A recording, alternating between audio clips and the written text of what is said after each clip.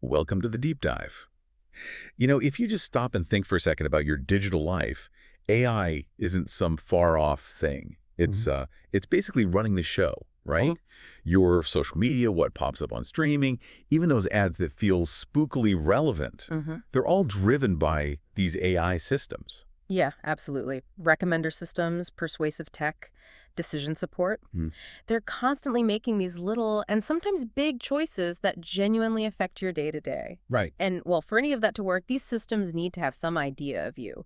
So, our mission today in this deep dive is really to pull back the curtain on user modeling. Okay. That's the process where AI creates this representation, almost like a digital twin, capturing what it thinks are the relevant bits about you. And we need to ask, how complete is this twin? How accurate? How fair? That's the crucial part. Okay, user modeling. Let's break that down. So we're talking about how they get the data, how they figure stuff out from it, and how they store that model of you. And these things kind of overlap, right? They do, yeah. It's a continuous cycle. But the whole point of doing this has shifted quite dramatically over time. Oh, so. Well, the early researchers, they saw user modeling almost like simulating how we understand each other. Making assumptions like stereotypes, testing them out, adjusting the model. Mm. The goal was often academic, maybe focused on education or building genuinely helpful tools. It was really about trying to understand the person. Okay, so that was the original idea. Simulating how humans think about each other. What's the big commercial goal now with these huge systems? It's pretty straightforward, honestly. Maximizing consumption or maximizing engagement. Clicks and buys. Pretty much, yeah. Yeah.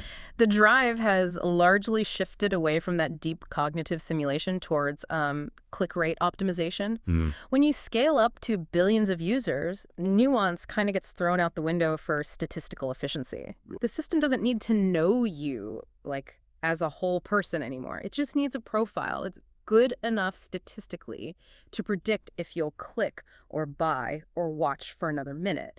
That's really what's driving most of the AI you interact with daily. Okay, that definitely sets the scene. So, if the goal is profit through clicks and consumption, what kind of information are these systems actually looking for to build this digital twin?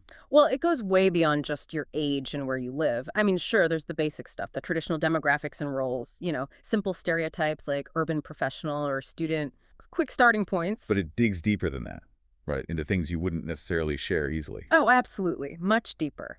Systems now actively look for things like your competencies, your background knowledge, even your cognitive style. Cognitive style, like how you think? Yeah, sometimes they try to apply frameworks from psychology, like the five-factor model of personality, trying to guess if you're open to new experiences or how conscientious you are. And crucially, they track your attitudes, opinions, your values as they seem to evolve. Wow, that feels quite invasive.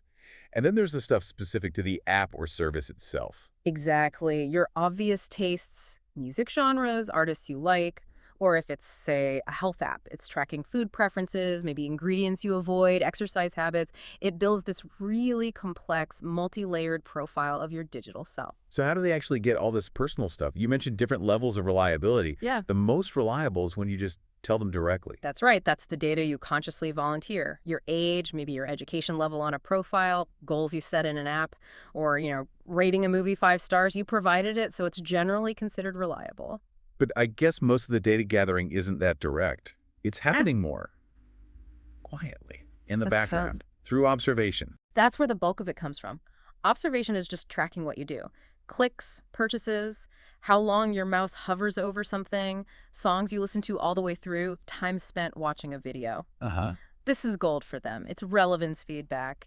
You might say you love foreign films, but if you spend hours watching cat videos, And the cat videos win out. the observed data usually wins, yes. Okay, and then there's the third level, the derived profiles. This sounds like where things get really tricky, where the system starts guessing. Exactly. Derived profiles are the system's interpretations of all that observed data. It tries to slap a predefined label on you.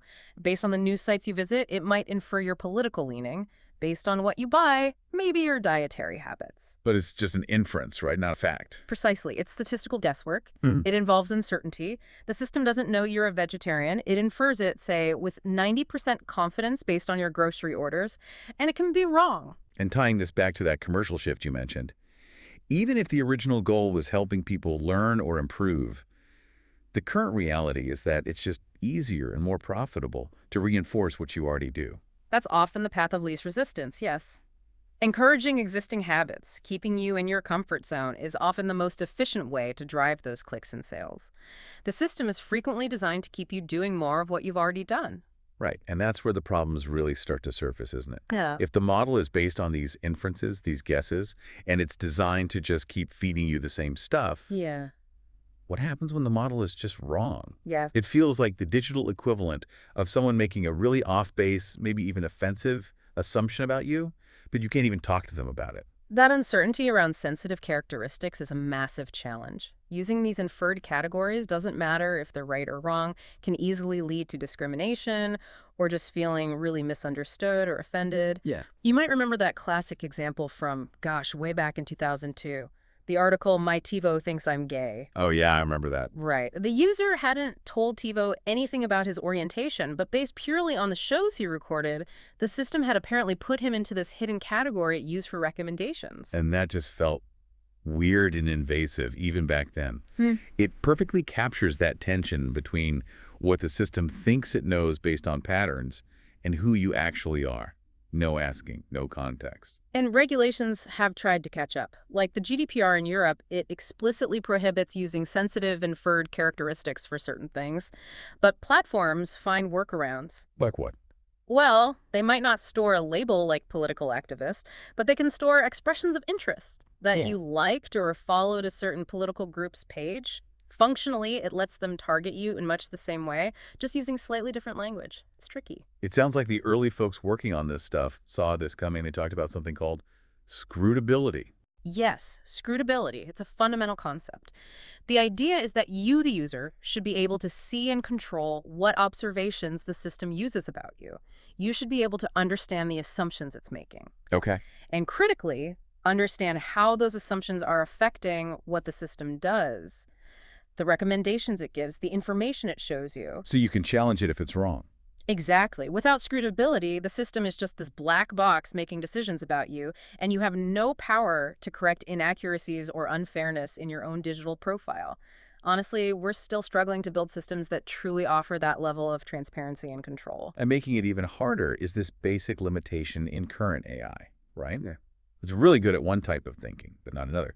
System 1 versus System 2. That's a great way to put it, yeah. Current AI excels at System 1 tasks, the fast, intuitive pattern recognition stuff, like recognizing a face or predicting the next word in a sentence, gut reactions. But it really struggles with System 2 thinking. That's the slower, deliberate, step-by-step reasoning, planning, complex problem solving, really understanding intentions. So if the AI is mostly stuck in System 1, just recognizing patterns, it's not good at adapting or understanding why you might want something different. It just keeps reinforcing the old patterns. Precisely. The systems naturally tend to reinforce your existing habits. More of the same music genre, more of the same news sources, the same safe routines. And yeah, it's convenient sometimes, right? In the moment. Sure. But over time, it can lead to boredom or feeling stuck because the remembering self, the part of us that looks back on our lives, actually values novelty and new experiences. But the AI is often optimizing for the experiencing self, just getting that immediate click or view, sometimes at the expense of longer-term satisfaction. And this reinforcement loop gets worse because of bias in the data itself, doesn't it? People talk about filter bubbles. Well, the idea of a hard filter bubble where you literally see nothing from the other side, that seems pretty rare, actually. But the bias is definitely real. How so? Because the AI learns from historical data, and that data isn't neutral. It reflects existing societal biases. Plus, a huge chunk of the activity data online comes from a relatively small group of very active users. And those users tend to be concentrated in certain demographics, often Western English-speaking countries. So the AI learns these patterns and ends up over-recommending mainstream stuff, majority opinions, while marginalizing niche interests or minority viewpoints. It amplifies existing imbalances. And even basic assumptions can be wrong. Like the core idea behind a lot of recommendation systems, a collaborative filtering, the idea that if we buy the same things, we must have similar tastes. Oh, that's a huge one. It's a massive oversimplification. It works okay-ish for things where taste is really subjective, like music or books. If we both like the same obscure sci-fi author, we probably have similar reading tastes. Makes sense. But it breaks down completely for items that are more about utility. Can you give that classic example? I think it was Amazon. Yeah, it reportedly took companies like Amazon a long time to figure this out. Right. If two people buy the same vacuum cleaner, it doesn't mean they have similar tastes in home decor. Right. One person might be buying it because it's cheap, another because it's the best for pet hair, a third might be buying it as a gift. The purchase is the same, the pattern is identical, but the underlying reason, the intent, is totally different. And the AI, stuck in its pattern matching mode. Exactly. It struggles to model that why. It treats vacuum cleaners and novels as if they need the same kind of personalization, and they just don't. Okay, so we've talked about how bad recommendations can be annoying, maybe even limit your horizons. But the stakes get incredibly high when these user models aren't just suggesting songs, but are used in really critical decisions. This is where it moves beyond convenience and into fundamental rights and well-being. We're seeing AI-driven user models being deployed in judicial settings. Like deciding bail or parole. Yes, analyzing someone's data to predict their risk of reoffending, which influences decisions about early release. It's also used in healthcare for diagnostic support, and even tax authorities using automated analysis to flag people for audits. The efficiency gains must be tempting. But the risk of those biases we just discussed, the inaccurate profiles, the mainstream reinforcement leading to genuinely unfair, life-altering outcomes for individuals, that's really concerning. It's deeply concerning, and we also have clear evidence it's happening in the political sphere. Social media platforms using this hyper-personalized data for political manipulation. Micro-targeting ads based on inferred opinions. Exactly. Targeting users identified as holding specific controversial views, sometimes to amplify polarization, sometimes to sway votes. The potential for societal harm is enormous when these models are wielded irresponsibly. So when we're talking about these high-stakes decisions, where does the balance lie? When do we trust the machine versus the human? It's a complex trade-off. The machine excels at processing vast amounts of data, finding statistical patterns, achieving overall efficiency. It's good at the big picture, the objective measures. Okay. But humans bring something AI currently lacks. That system 2 thinking we talked about. Deliberate reasoning, understanding context, evaluating moral and ethical dimensions, applying judgment based on experience. So for the individual case that doesn't quite fit the pattern, the outlier, human judgment is still critical. Not just critical, probably preferable. And there's also a trust factor. People are generally more willing to accept a difficult decision, even one they don't like, if they believe human expertise and judgment were involved, rather than feeling like it was spat out by an opaque algorithm. Right. The future isn't about choosing one over the other. It's about finding the right way to combine their strengths. So how do we actually do that? How do we get beyond just being passive recipients of whatever the feed decides to show us and actually get back into the driver's seat, especially when the decisions really matter? Well, I think a big part of the answer lies in the shift towards conversational systems.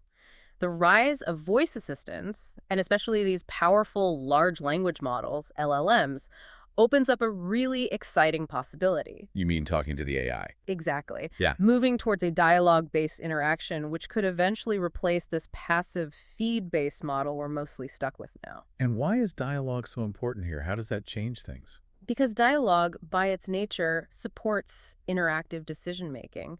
It's not just the system telling you what to do, it's a back and forth where both you and the system can explore options, ask questions, clarify intent. Okay, I see. And LLMs are getting really good at showing their work, so to speak. Techniques like chain of thought prompting mean the AI doesn't just give you an answer, it can explain the steps it took, the assumptions it made. So it becomes more transparent. The scrutability thing you mentioned earlier. Yeah. Precisely. Instead of just recommending a product, the system could say, based on X and Y, I'm thinking you might like Z. Am I on the right track?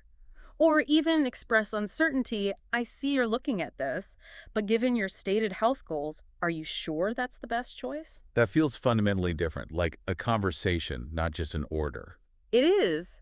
Contrast that with, say, current persuasive systems that use nudges. Little design tricks to push you in a certain direction. Yeah, like making the healthy option button slightly bigger. Nudges can be useful, sure, they can steer you towards better choices, but the initiative still lies mostly with the system. It's guiding you, often subtly, rather than engaging in a genuine negotiation about your goals and preferences.